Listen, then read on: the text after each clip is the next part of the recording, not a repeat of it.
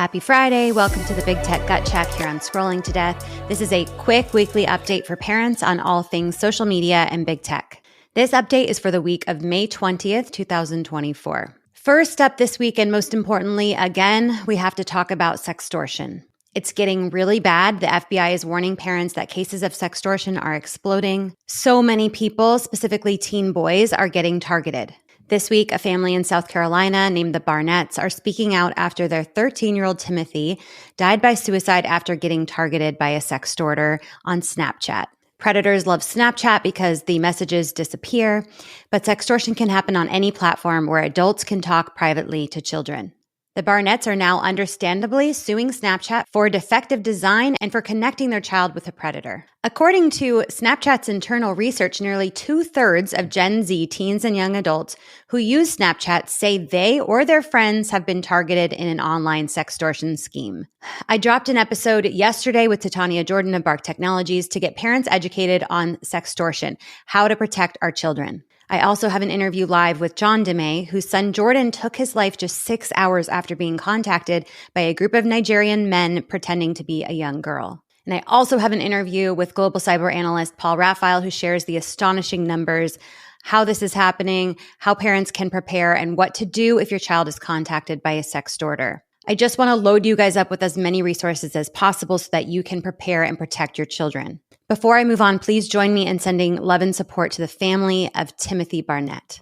All right, next up, we're going to talk about some legal updates related to online safety bills for children. Big tech continues to spend tons of money lobbying against bills that will keep our kids safe. In New York alone, Meta and Google have spent nearly $1 million in just the past few months fighting against important bills like the SAFE Act and the Child Data Protection Act. These are state-specific bills in New York, but big tech also lobbies big time against federal bills that would protect our kids online. So this week, there were two important hearings. One discussed the sunsetting of Section 230, and another discussed the American Privacy Rights Act and the Kids Online Safety Act. Please don't tune out here. I know that bills and hearings are boring, but here's why we need to educate ourselves. Big tech is raising our kids. When we give them phones, their childhood ends. Big tech is sucking them in, addicting them, and harming them with their algorithms, with their addictive features by connecting them with predators. And when a child dies or gets sextorted or suffers an eating disorder because they were literally served tons of disordered eating videos on TikTok, there's nothing we can do as parents. Big tech has a shield from liability that is called Section 230. This is a law enacted in 1996 that protects an online platform from liability due to what's posted on their platforms. The problem is that these companies influence what our kids see through the algorithms, through the For You feeds, through addictive features. When Snapchat recommends a drug dealer to a child, that child buys a fake pill laced with fentanyl and dies. Shouldn't Snapchat have some liability in suggesting that dealer to that child? This is why we need to fix things. This is why we need to fix Section 230 and pass important bills like the Kids Online Safety Act. And if we want our legislators to prioritize our children, we have to contact them and tell them to. You can take literally under 2 minutes. Go to senate.gov. There's a state dropdown at the top. Find your senator. Let them know that kids' online safety is important to you. Then go to house.gov. Go to the top right and enter your zip code. You will find the representative from your district. Contact them as well. The only thing that's going to change the tide and balance out the influence from big tech is the voices of parents. Our kids' lives are at stake. We have to do something. Moving on to a quick update from TikTok. TikTok is still all guns a-blazing in a lawsuit against our government after we passed a law requiring the Chinese parent company to sell TikTok to an American company, or we will remove it from our app stores. American billionaire Frank McCourt has begun talks to buy TikTok. He is a former owner of the Los Angeles Dodgers. He made his fortune in real estate. So Mr. McCourt has been on a crusade to remake the internet and recapture our control of our data from tech giants like Facebook and TikTok. He established an initiative called Project Liberty in 2021 to focus on these efforts. Here's a quote from Mr. McCourt regarding buying TikTok. This seemed like a great opportunity to actually create the alternative to the current internet, which has been colonized by large platforms, including TikTok. He said this deal could help users control their identity, own and control their data.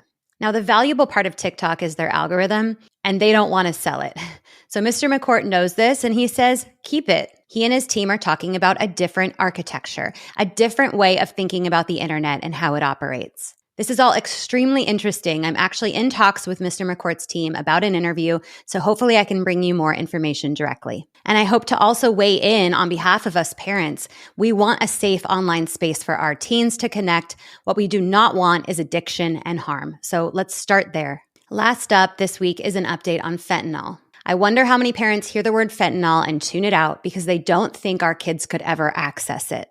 It's scary to think about that, but fentanyl is rampantly being sold on social media to our children.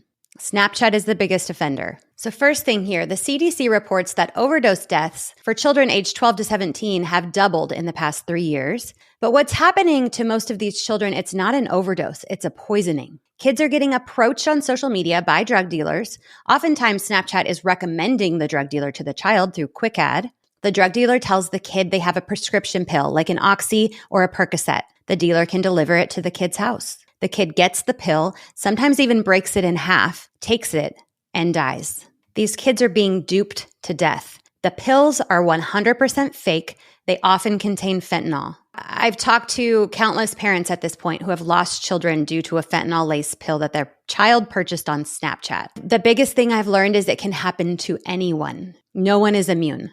Snapchat has known about this for many years and refuses to make actual meaningful changes to get the drug dealers off of their platform. In many cases, when a child died, the drug dealer's Snapchat profile stayed on the platform for up to a year or more after and caused more deaths. This week, I joined many of these parents in Santa Monica, California, where we held a rally in front of Snap headquarters. We're doing everything we can to try to get Snap to take this seriously and start protecting children's lives, but they continue to do nothing.